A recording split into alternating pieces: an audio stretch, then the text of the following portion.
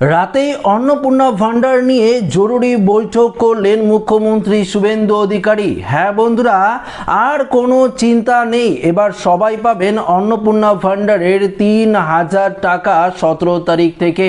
পাশাপাশি শুধুমাত্র এই দুই ধরনের মহিলারা বাদে প্রত্যেকেই আপনারা অন্নপূর্ণা ভান্ডার প্রকল্পের টাকা পাবেন। ইতিমধ্যেই বিরাট বড় ছাড় দিলেন মুখ্যমন্ত্রী শুভেন্দু অধিকারী।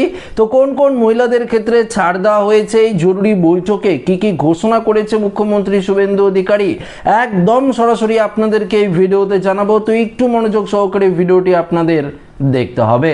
তো অবশ্যই ভিডিওটি দেখবেন এবং নতুন হয়ে থাকলে চ্যানেলটিকে সাবস্ক্রাইব করে পাশের দেওয়া বেল আইকনটিকেও প্রেস করে অল নোটিফিকেশনটিকে বাজিয়ে দেবেন। দেখুন বন্ধুরা, প্রথমত একটি বিষয় আপনাদেরকে জানিয়ে দিই, আপনারা প্রত্যেকেই জানতেন যে 10ই আগস্ট এই অন্নপূর্ণা ভান্ডার প্রকল্পের যে জরুরি বৈঠক সেটা কিন্তু হওয়ার কথা ছিল। মুখ্যমন্ত্রী শুভেন্দু অধিকারী এবং সংশ্লিষ্ট দপ্তরের মন্ত্রী মালতী রাভা রায় সেখানে উপস্থিত থাকবেন।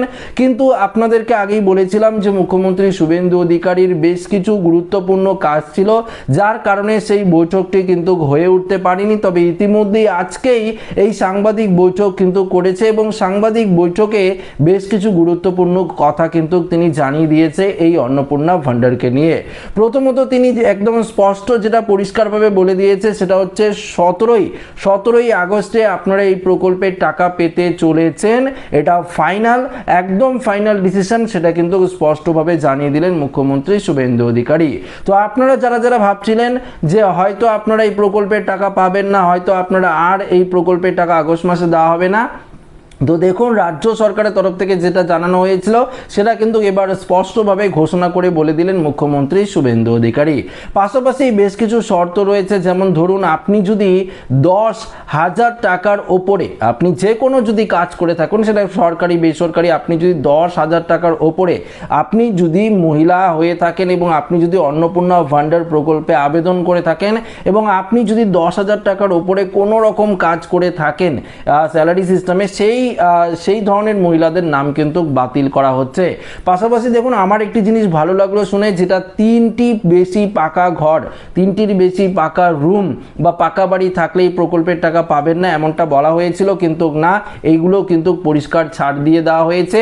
পাশাপাশি আরেকটি জিনিস ভালো লাগলো যেটি শুনে, যে কোনো মহিলার নামে যদি জমিও থাকে সেটা 50 ডেসিমেলের নিচে যদি থাকে সেক্ষেত্রে কোনো রকম অসুবিধা নেই। তবে হ্যাঁ, আপনারা যদি পৌরসভা বা নর্মাল গ্রামীণ এলাকায় বসবাসকারী হয়ে থাকেন সেক্ষেত্রে কোনো রকম শর্ত দেওয়া হয়নি। শুধুমাত্র কর্পোরেশন এলাকা যেগুলো রয়েছে, যেমন ধরুন কলকাতা, হুগলি, হাওড়া, এই সমস্ত জায়গায় কর্পোরেশন এলাকায় যারা 50 ডেসিমেলের ওপরে জমি রয়েছে সেই সমস্ত মহিলাদের তো আর 3,০০০ টাকার দরকার নেই মাসে মাসে, তাই সেই সমস্ত মহিলাদের নামও কিন্তু বাতিল করা হচ্ছে। পাশাপাশি দেখুন আপনি যদি কোনো রকম সরকারি চাকরি করে থাকেন, আপনারই কথা বলছি যারা এই প্রকল্প পাওয়ার যোগ্য, আপনারা যারা এই ভিডিওটি দেখছেন মহিলারা, দেখুন আপনি যদি কোনো রকম সরকারি চাকরি করে থাকেন, সেটা রাজ্য সরকার হোক কেন্দ্রীয় সরকার হোক, সেক্ষেত্রে আপনি পাবেন না। বা দেখুন পেনশনের ক্ষেত্রে তো আলাদা বিষয়, সে 60 বছরের উপরে তো এই প্রকল্পের টাকাও পাচ্ছেন না, কারণ 25 থেকে 60 বছরের মধ্যে মহিলারা এই প্রকল্পের টাকা পাবে। দেখুন আরেকটি বিষয়, যদি আপনি কোনো রকম অস্থায়ী কর্মী হয়ে থাকেন, আপনার বাড়িতে আপনার হাজব্যান্ড হোক বা বাড়ির কেউ যদি অস্থায়ী কর্মী হয়ে থাকে, সে প্যারা টিচার হতে পারে বা সে সিভিক ভলেন্টিয়ার হতে পারে বা সে অন্য কোনো কাজের সঙ্গে যুক্ত হতে পারে, অস্থায়ী কর্মী হিসাবে, পার্মানেন্ট নয়, অস্থায়ী কর্মী হিসাবে যদি যুক্ত হয়ে থাকে, তাও আপনারা এই প্রকল্পের টাকা কিন্তু পাবেন। তো বুঝতে পারলেন, শুধুমাত্র আপনি কোনো রকম চাকরি না করলেই হলো। যদি সরকারি চাকরি করে থাকেন পার্মানেন্টলি, সেই পরিবারের লোক কিন্তু পাচ্ছে না, কিন্তু অস্থায়ী করে থাকলে সেই পরিবারের লোক পাচ্ছে। কিন্তু কোনো মহিলা যদি 10,০০০ টাকার ওপরে, কোনো মহিলা যদি 10,০০০ টাকার ওপরে মান্থলি ইনকাম করে থাকে, সেও কিন্তু এই প্রকল্প থেকে বঞ্চিত হয়ে যাচ্ছে, সেটা পরিষ্কারভাবে জানিয়ে দিল মুখ্যমন্ত্রী শুভেন্দু অধিকারী। তো শর্তগুলো, ক্রাইটেরিয়াগুলো আপনারা পরিষ্কার বুঝতে পারলেন। পাশাপাশি দেখুন আশা কর্মী, অঙ্গনওয়াড়ি কর্মী, এদিকে অঙ্গনওয়াড়ি হেল্পার, তারা তো পাচ্ছেই না, কেননা তাদের যে ভাতার টাকা সেটাও কিন্তু বাড়িয়ে দেওয়া হয়েছে, তার জন্য তারা এই অন্নপূর্ণা ভান্ডার প্রকল্পের টাকা পাচ্ছে না, এটা কিন্তু স্পষ্টভাবে আবারও জানিয়ে দিলেন মুখ্যমন্ত্রী শুভেন্দু অধিকারী।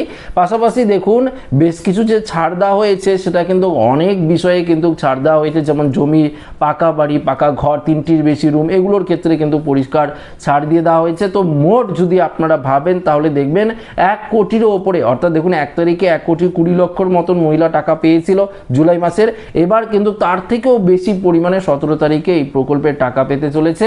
তবে হ্যাঁ, 17 তারিখে যে টাকা পাবেন এমনটা নয়, কারণ এই বিপুল সংখ্যক টাকা দিতে কিন্তু অনেকটা সময় লাগবে, তাই 2 থেকে 3 দিন কিন্তু সময় লাগতে পারে।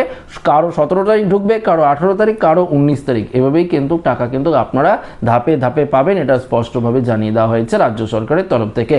আচ্ছা, এই মিটিংয়ে আরেকটি গুরুত্বপূর্ণ ঘোষণা করা হয়েছে, সেটি হলো যাদের application under process, under inquiry ছিল, পাশাপাশি অ্যাপ্লিকেশন সাবমিটেড, পেমেন্ট ফেলিয়ার, এই সমস্ত যারা সমস্যার মধ্যে ছিলেন, যাদের ভেরিফিকেশনটা হয়ে গেছে, যাদের ভেরিফিকেশন বা স্কুটিনি হয়ে গেছে, সেই সমস্ত মহিলারাও 17 তারিখ থেকে টাকা কিন্তু পেতে চলেছেন, যদি আপনারা জুন এবং জুলাই মাসে টাকা নাও পেয়ে থাকেন। কেননা আপনাদের যাতে সমস্যার সমাধান করা হয়, যাতে প্রকৃত মহিলারা, উপযুক্ত মহিলারা এই প্রকল্পের টাকা পায়, তার জন্যই রাজ্য সরকারের তরফ থেকে এই যে ভেরিফিকেশন পর্ব সেটা কিন্তু বারবার করে দেওয়া হয়েছে। আগামীকাল বা পরশুর মধ্যে সমস্ত কাজ কিন্তু শেষ করে নেওয়া হবে, এমনটাও কিন্তু এই জরুরি বৈঠকে গুরুত্বপূর্ণ ঘোষণা করে জানিয়ে দিলেন মুখ্যমন্ত্রী শুভেন্দু অধিকারী। তো একটা বিষয় আপনারা ক্লিয়ার বুঝতে পারলেন, 17 তারিখে এই প্রকল্পের টাকা পাচ্ছেন, 17, 18, 19 এভাবে আপনারা টাকা পাচ্ছেন। তবে 10 জুলাই থেকে অর্থাৎ 10 জুলাইয়ের আগে পর্যন্ত যারা আবেদন করেছেন তারাই পাচ্ছেন, 10 জুলাইয়ের পরে যারা আবেদন করেছেন তাদের টাকা পেতে কিছুটা সমস্যা হবে, বা কিছুটা সমস্যা নয়, কিছুটা দেরি হবে, দেরি করেও এই প্রকল্পের টাকা কিন্তু আপনারা পাবেন, এটা স্পষ্টভাবে জানিয়ে দিলেন মুখ্যমন্ত্রী শুভেন্দু অধিকারী। কেননা এই মুহূর্তে সবথেকে গুরুত্বপূর্ণ বৈঠক ছিল এই অন্নপূর্ণা যোজনার বৈঠক, যার জন্য আপনারা অপেক্ষা করছিলেন, সেই সাংবাদিক বৈঠক করে স্পষ্টভাবে ঘোষণা করে জানিয়ে দিল মুখ্যমন্ত্রী শুভেন্দু অধিকারী। তো আমার উদ্দেশ্য ছিল শুধুমাত্র এই আপডেটটি আপনাদের কাছে পৌঁছে দেওয়া। তো ভিডিওটি ভালো লাগলে লাইক করবেন, বন্ধুদের সাথে শেয়ার করবেন, নতুন হয়ে থাকলে অবশ্যই চ্যানেলটিকে সাবস্ক্রাইব করে আমাদের সঙ্গে জুড়ে থাকবেন। ধন্যবাদ।